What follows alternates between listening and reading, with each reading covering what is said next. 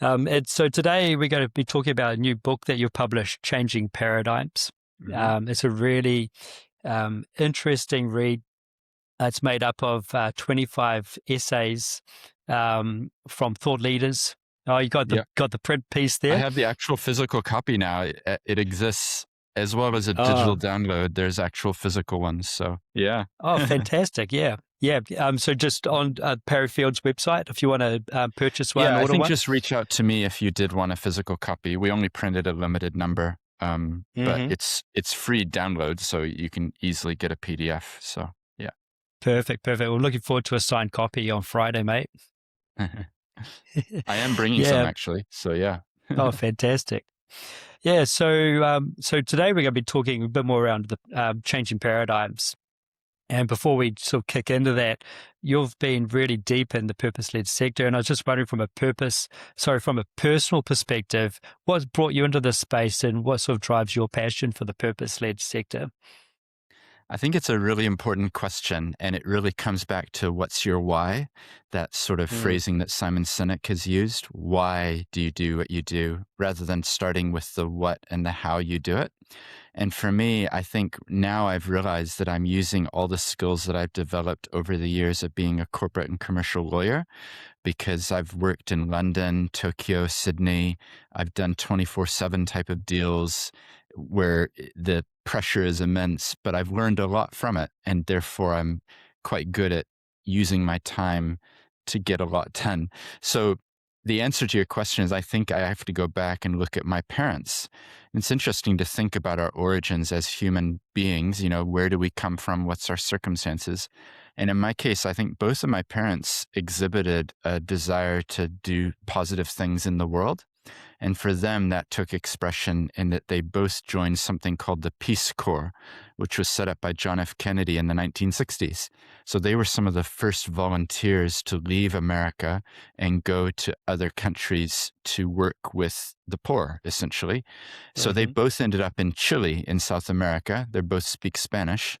And my father actually learned Spanish to be able to go and do this. So when I look back at my life, I realize now that actually there's quite a lot of influence from just the perception they had of the world. After Chile, they lived in Rome, they lived back in America, and then they moved us when I was a child to New Zealand. So I think a lot comes back to family of origin type of what are the motives and why do you do what you do? Sometimes there are glimpses of it in previous generations as well. Yeah, very nice, very nice. And I think, the changing paradigms is like a 360 of that whole life experience where you have sort of been doing a lot of interviews through the Seeds podcast and taking a lot of people's perspectives and just continuing on that passion and bring it all together in this publication. That's So, it. yeah, thanks. Beautiful publication, and would like to sort of talk through a little bit about that. And what was your objective of producing the publication? Well, I don't feel like we have enough discussions about the mindsets that we bring to conversations. There's a lot of assumptions that are there. There's a lot, I call it being the goldfish in the bowl. We don't know that there's air and water and running because we're little fish swimming around in the goldfish bowl, thinking that this is the way it always has been, and therefore it's the way it always will be. So one of my key drivers in life actually is to challenge or to think about paradigms of thought. How do we operate in ways that maybe are not as helpful as they could be? And in a sense, challenge those to be able to work out what are positive ways that we could do things in the future. So a brief example would be, and I talk about this in the book, a brief example would be how we oftentimes think of charity through an Oliver Twist mindset. And Charles Dickens, the famous author, he actually grew up in poorhouses, and he was writing about his life when he wrote this book. And so that mindset of, please, sir, can I have some more? So that Oliver Twist mindset, please, can I have some more? Please, out of the abundance of your wealth, would you give me a scrap? And that's very often the way that charities approach things. So I want to flip it on its head and say, well, how could we use what we do have and not be so reliant on donations, but instead think in terms of business structures and Hmm. income streams that in the past we probably didn't have a thought when it comes to charities. So that's just one example, but it's a good one, I think, where charities could Mm. be challenged about how they're approaching things. And the alternative is that they could be setting up little businesses that advance their purpose but have income stream as well. A great Mm. example is Pathways down here in Christchurch, where they're helping ex-prisoners. So imagine going for your first job and there's a gap of 3 years in your CV. So what Yes. they do is instead of just educating people about reintegration, they actually employ them. And the new Christchurch Stadium, all of the seating was built by a company which has staff who used to be in prison. So it's a great Mm. example of merging purpose-driven values with income. And it's a Yes. paradigm of thought that needs to shift for that to happen. Yeah, great. And that's what you're doing with this, is really challenging the past thinking towards the future thinking, and probably the sustainability of the purpose-led sector across the board and how we interact with corporate and the charitable organizations as well. It's really Yeah, and interesting it's not space. just Yeah. me. I'm just the catalyst that made it happen. There's 25 Mm. different people who wrote essays. So a big shout out Yes. to every person who contributed. And they're short 500 to 600 word essays.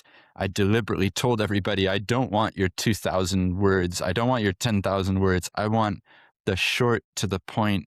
If you can't put it in 500 words, we've got a Hmm. different problem. So it's very punchy. It It takes, is. maybe 5 to 10 minutes to read an essay, and then you can move on to the next one. Yeah, definitely, definitely. You started off with Bea Gladding from Tiwa, the space, and she Mhm. talks about sort of, I guess, younger people in Te Ao Māori. They talk about their taonga, treating young people as treasures. What can we learn from Bea's essay for young people, and how they sort of have impact in the charitable space? Yeah, well, the reason I started the collection with her one is I loved that we would be hearing from a young person. So I helped her. I work as a lawyer at Parry Field Lawyers, and I help people set up charities and other things. So I'd known her for a while through that, and I just love the fact that she is a young person writing about the challenges that she's faced. And if I can just read you a sense from the second paragraph, she said, through a Te Ao Māori lens, young people aren't incomplete adults or just the future. They are taonga, treasures in their own right, and living links in an intergenerational chain. Young people are both taught and teachers. Knowledge is passed down, but it's also reshaped and reimagined by each generation. So you get the sense of the Mm. tone of what she's getting at. And I really love that. I think we don't do enough of onboarding and bringing in young people's perspectives. So Hmm. here's a challenge for everybody listening. Look at the boardrooms, look at any board that you're on or any organization that you're on. How many people are in their 20s in a Yeah. leadership position? Like, what would it look like if we opened up our boardrooms instead of the average age being fill in the blank, right? A large Hmm. number. What if we actually onboarded youth and had their perspectives as well? Well, young people are going to relate to young people. They're going to understand the problems. It's so close to home for them, and they're going to get listened to. They're going to speak the same language. So, it's a key benefit having someone young that close at board level, and it's also, I guess, passing on that experience to the next generation coming through, so that they can carry this forward as well. Yeah, that's right. Mm. Yeah. Mm. Aaron Haight, chair of Te Papa Foundation, he speaks about civic investment and nation building, and he says, what is it's about a mindset shift that he's trying to achieve. Less about giving more and more about mindset. What do you think is the mindset change, the shift that he's trying to achieve through his essay? I think he's wanting to emphasize that it's about building things together. So the civic engagement, like we're in it together, instead of it just being sort of a one-off well, here's $100 donation, Mm, please go away. Actually, that this is something that we're building together. He talks about rebuilding a culture, not just funding a project. So I think mhm, that's really his aim there. I mean, you're welcome to interview him sometime because he has a lot of really cool things to say. He's an amazing guy.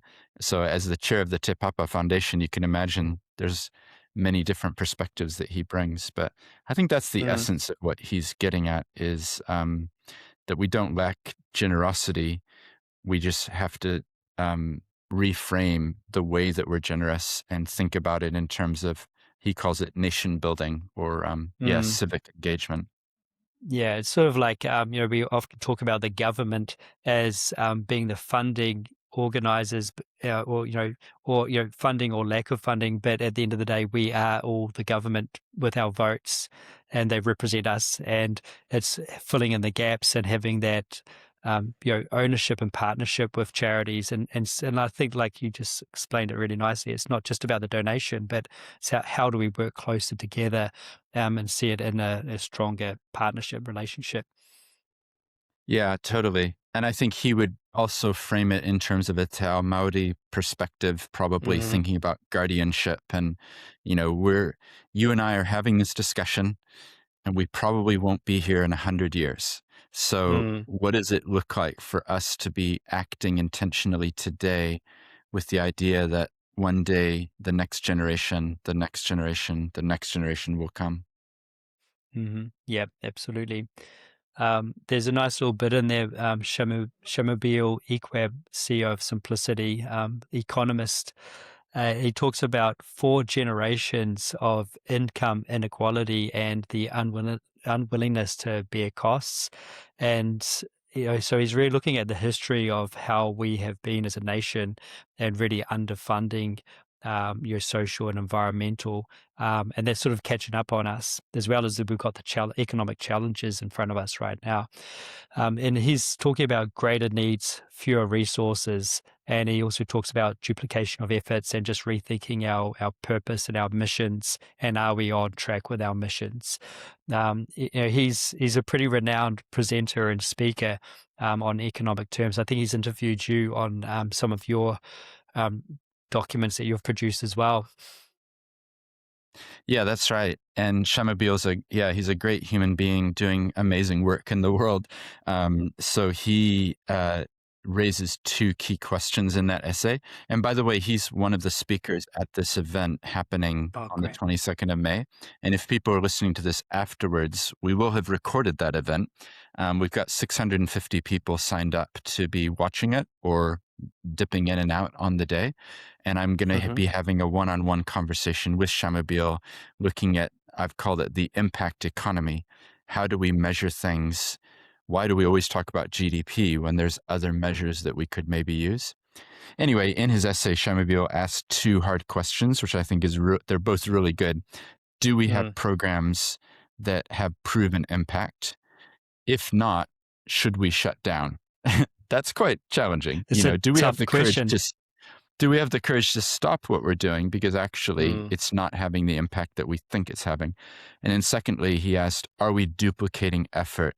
So many organizations seek to make a difference, but maybe the person down the road would be better placed and we should wind up and give them Hmm. what we have.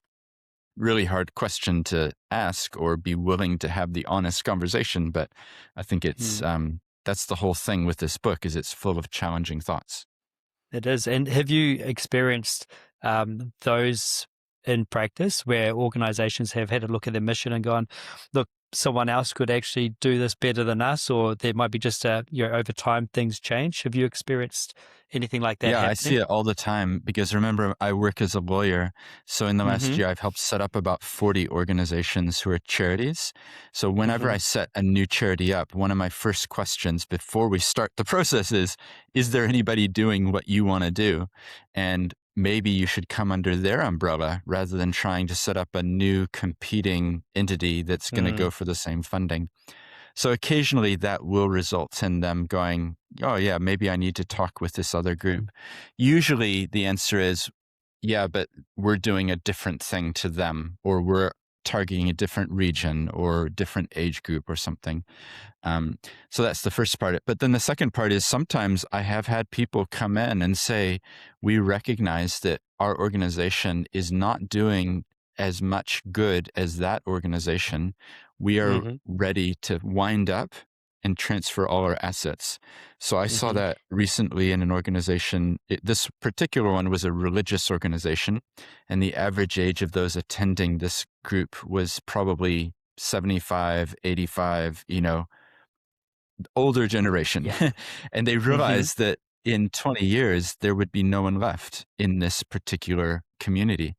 But they identified that over the road or across the way, there's a young people's group which is meeting that Mhm. have no facilities, but they have people.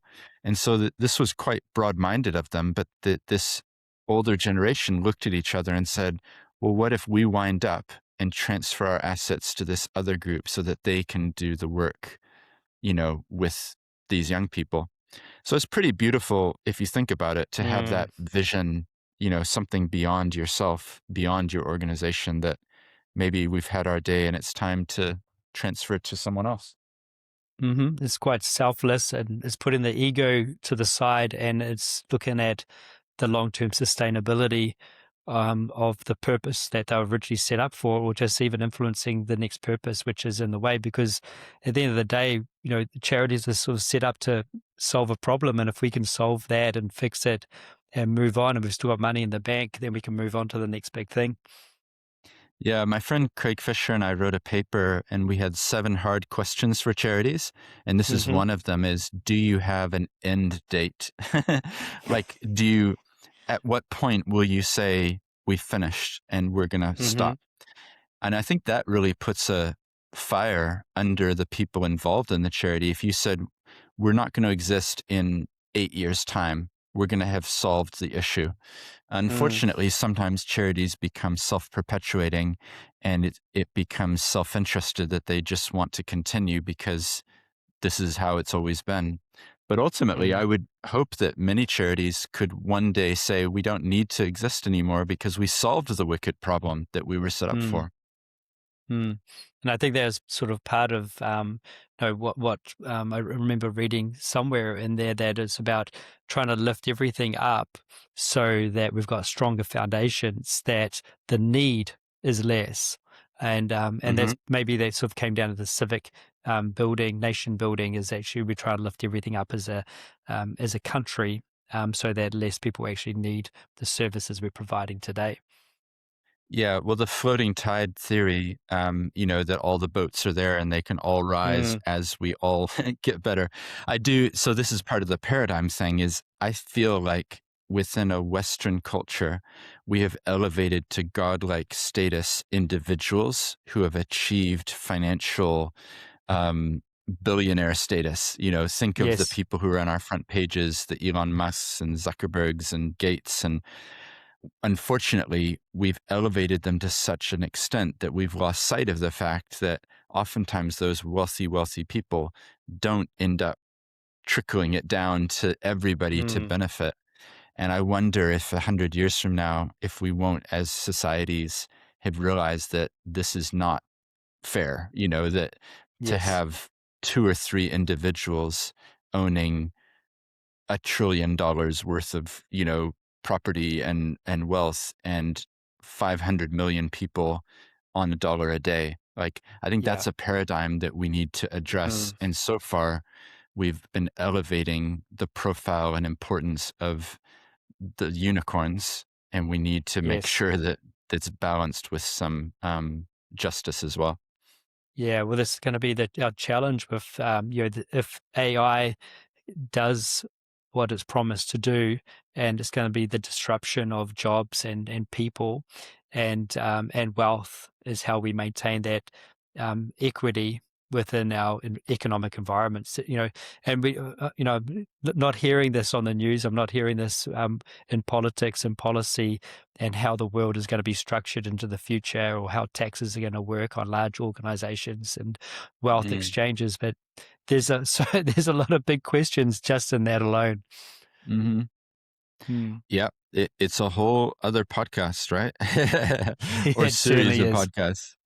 There's a Yeah. book, which I think has influenced a number of people at the moment called Abundance, which is quite Hmm. interesting. Ezra Klein and Derek Thompson were the co-authors of that. I'm not sure I agree with everything in it, but it is trying to have some sort of a looking at how does the system work. And Mm. yeah, it might be worth people seeking it out and having a read. Yeah, great. Another interesting read, 25 interesting reads thereabouts. Jenny Gill, representation and diversity from Philanthropy New Zealand. And, she's talking about, some years back where it was sort of the white older male in the boardroom, probably in the Auckland Northern clubs, etc., making decisions around philanthropy. But she's really seen, I think, a good job of diversity within those decision-making spaces. And it sort of made me think about the challenges that we still need to overcome in the space of representation and diversity as you see it within the sector. Hmm. Yeah, well, Jenny's been a stalwart for decades in this whole area, so I was really lucky. That chapter is basically what her closing comments were at the Philanthropy New Zealand conference. Hmm. So it's kind of reflecting on when she started and where we are today. But also, I think it's always a reflection or a chance to say, well, where could we be? Where are we headed Yes. to? So yeah, I was really pleased that she was able to give me a contribution. Yeah, she's doing amazing work. And a little bit like beer, like if you got the right representations on the boards at the different levels, culturally, socially, you're going to be serving those at a better level that you might not be serving if you haven't got the right mix, talking the Hmm. same language. Mm. Yeah, yeah, I totally agree. Yeah, we need to get the right people in the room, and if they're not in the room, then open pathways for them to feel welcome. Hmm. You even put a nice little essay in there yourself, Stephen, on impact investing. And I know you've been talking, and you're actually coming up on Friday to talk around impact investing as well. So I'm really curious about that. So, what really is impact investing, and how does that relate to charities?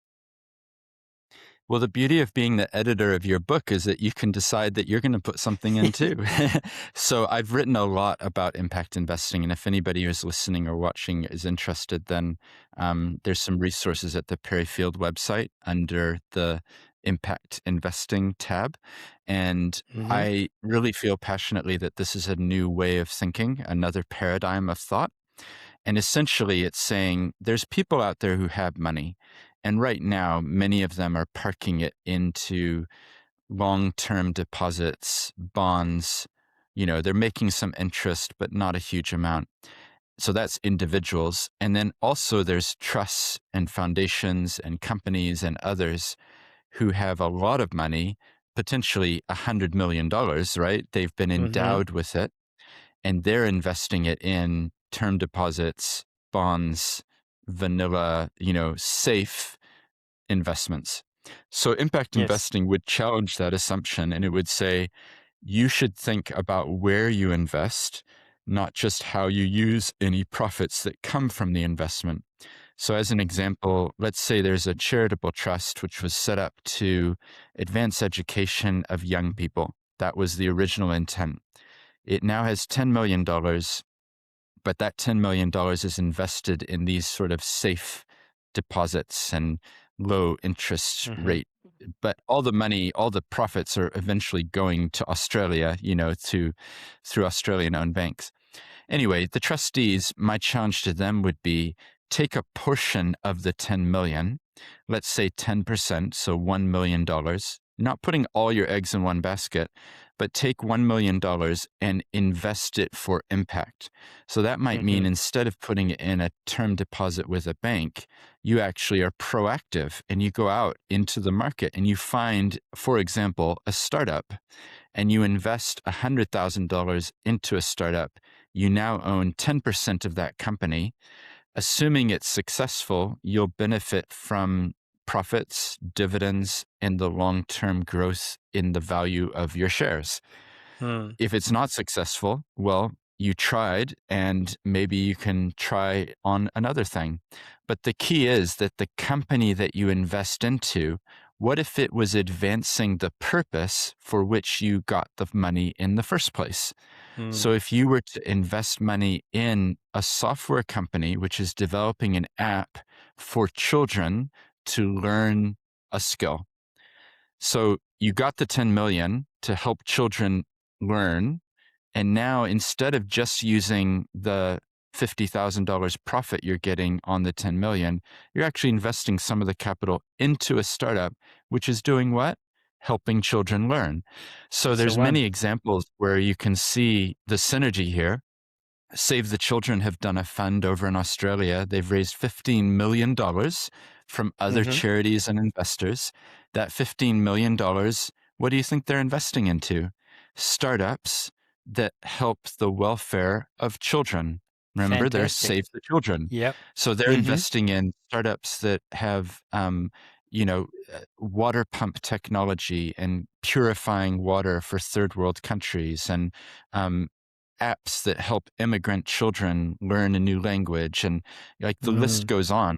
So Yes. that's the reframing that could happen if people had a bigger vision about how Mm. could I use the money I've got, not just how can I use the interest that I got from the safe Yep. investment? How can I Mm-hmm. push the envelope a bit? And I'm not making these numbers up. I was at an event 2 weeks ago, and I know that the people in the audience, there was 80 people in the audience, and I know that some of them are trustees of trusts that sit on. One of them has $500 million. Another one Wow. in the room had $150 million. So Mm-hmm. if they imagine if they took 20% of their portfolio and started investing into entrepreneurs, Mm. startups, and companies that were Yes. advancing the purpose they were set up for. So that's it Mm. in a nutshell. And hopefully that kind of makes logical sense as well. It certainly does, yeah. And I think the key word in there is being proactive. So not just going with the easy interest rate, but actually going out there and looking. And that responsibility is two-way. That is also, I guess, the purpose of changing paradigms is to challenge the thinking of charitable organizations. I'm on a board of a charitable organization as well. And I guess the thinking would be is, where do we provide value, where there can be synergies with corporation, is changing the thinking of where is our future funding and where's our value proposition based on our IP as a charity. Exactly. And Mm-hmm. I've written a legal opinion, which is quite serious for a lawyer to do, but a legal opinion basically says what I think the law states. And so Mm-hmm. this is to give comfort for people like you or other trustees who might be saying, oh, but my job is to save the money for the rainy day.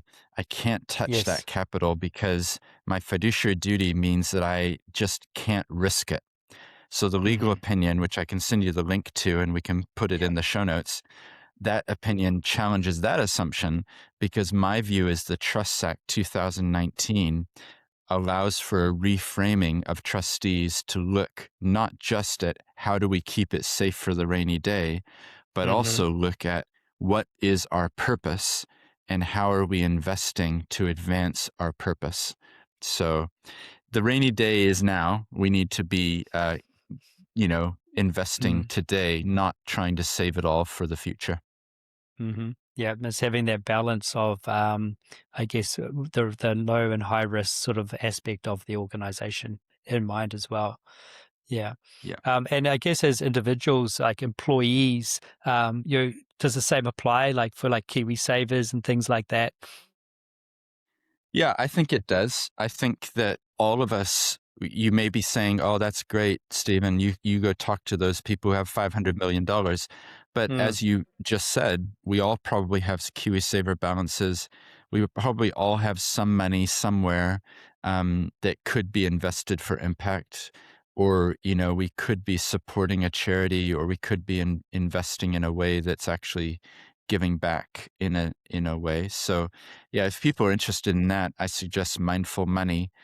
Barry Coates and Kate Vanell have got a great kind of a platform of giving information about things like KiwiSaver funds and different Mm-hmm. products that are out there.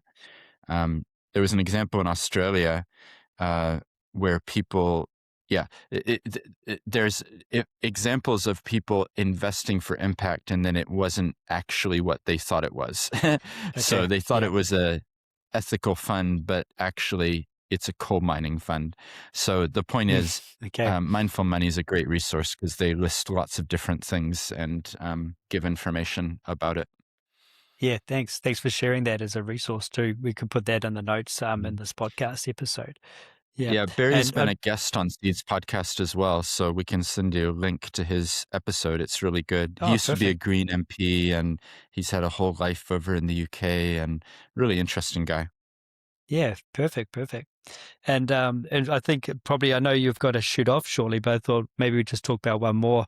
Lani Evans from Fund Sorter, she says Yeah. good data allows us to take the long view while better understanding what's happening now.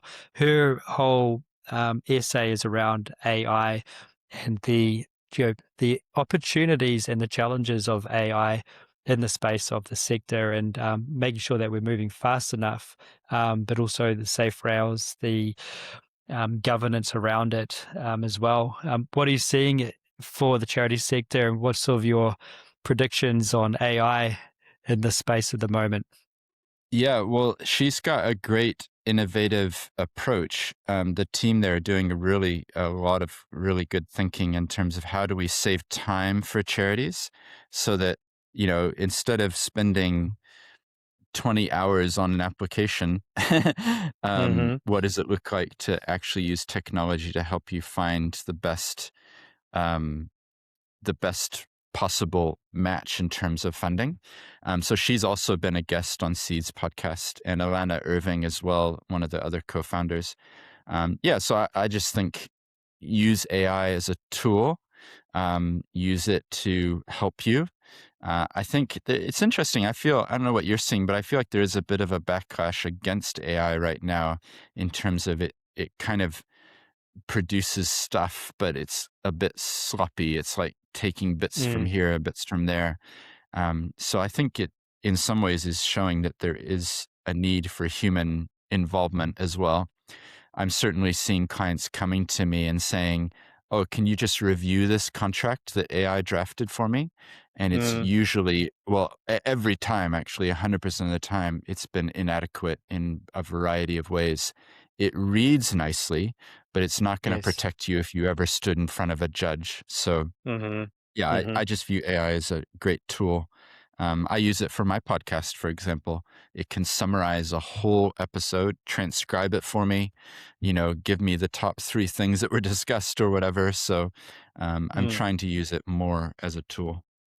Yeah, I guess I'm working in the space of AI from the data and analytics arena, and as we sort of dig deeper into it, it takes quite a bit of local knowledge. Say you're building AI within an organization, you really need to understand the terminologies, you need to understand the data sets, and there's quite a lot of data engineering required to make AI work. And I think there's a perception that you just throw data in, you ask it a few questions, and it'll bring it out. There's a lot of work to do to prep it to make it come together. And I think, Lani, she's quite a technologist. It seems like she's had a number of, startups that have done really, really well. Um, so yeah, I think she'll be a really interesting person to talk to about her experiences around, data and insights on the AI Yeah. space. Mm, Yeah, I can introduce you anytime. I'm sure she'd be happy to chat to you. She's also at the Seeds conference next week on Friday. So she's going to be great. sharing about exactly what we're talking about. Oh, great. Mm. So she's presenting on this topic? She's presenting in the Charities and Innovation panel. There's 6 Mhm, panels. So there's a startups panel, there's Charities and Innovation panel, Habits of High Performers panel, Shamabeel talking about the economy, and there's an mhm, eclectic panel, which was self-nominated people or people-nominated speakers. It's an mhm. unconference format. Basically, I didn't decide who would speak. I asked the internet and people Okay. nominated. So yeah, it's a real diverse mix. I think people will enjoy the event. Yeah, fantastic, fantastic.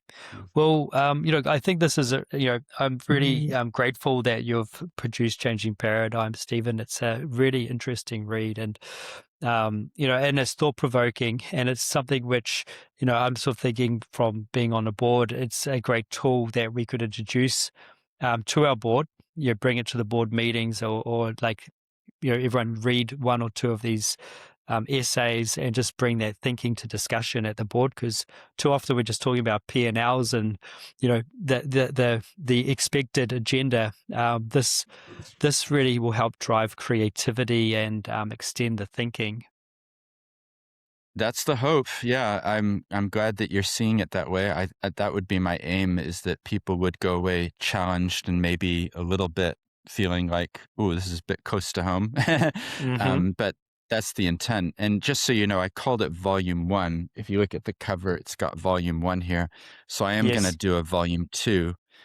So if you have a topic that you're interested in getting out into the world, maybe on data and analytics, yeah, I'll absolutely. probably put that out later in the year. So Okay, there you go. Part 2 is fantastic. coming.